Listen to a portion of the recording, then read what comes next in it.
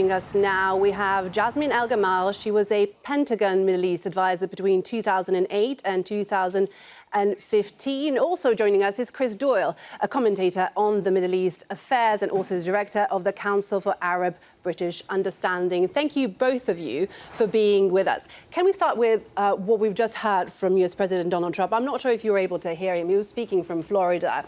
And basically he was saying that the tremendous progress has been made in the Iran war. They're knocking out the Iranian Navy, knocking out their telecommunications. Chris, if I can start with you first.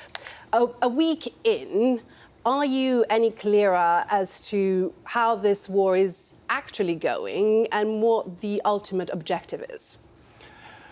7 days into this war, I think we are absolutely no closer to a coherent overall strategy. At one level, it was all about nuclear weapons, then it was ballistic missiles, then it was trying to degrade the threat from Iran. We had also regime change, and now we have total unconditional surrender, in the words of President Trump.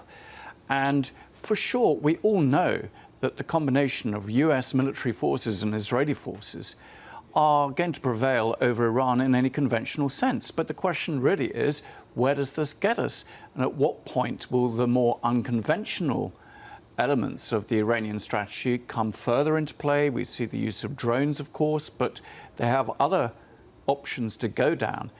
What we have seen is this war metastasize across the region and with threats to go even further. I think finally the other thing that Donald Trump has said is that they're going to hit Iran harder. And we've got B-1 bombers coming to British bases now ready for this. Does that mean the gloves are off, that even the level of destruction that we've already seen, suddenly international law opens up even further here to allow, for Donald Trump at least, a much broader target list in Iran? I think it's very worrying where this is all going.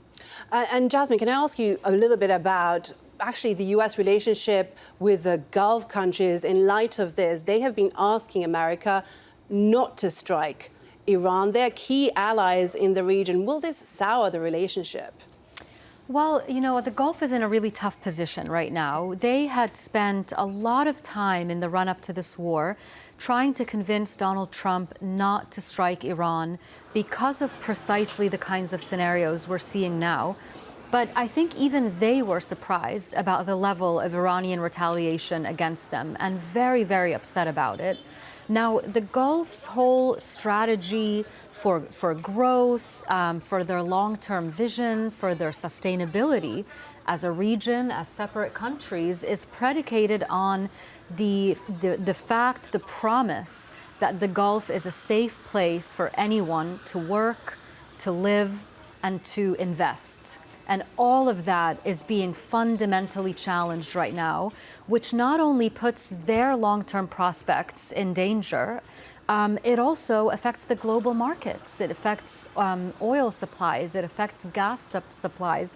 And the longer this goes on, the more you're going to feel that in the pockets of people all over the world. So it really is a huge deal for them. And I think that's why you'll continue to see them trying to wrap this up. Jasmine and Chris, thank you so much for all of that. Well, that's it from me, Milena Veselinovic. You can find much more on our website, aljazeera.com. Stay with us. The news continues here.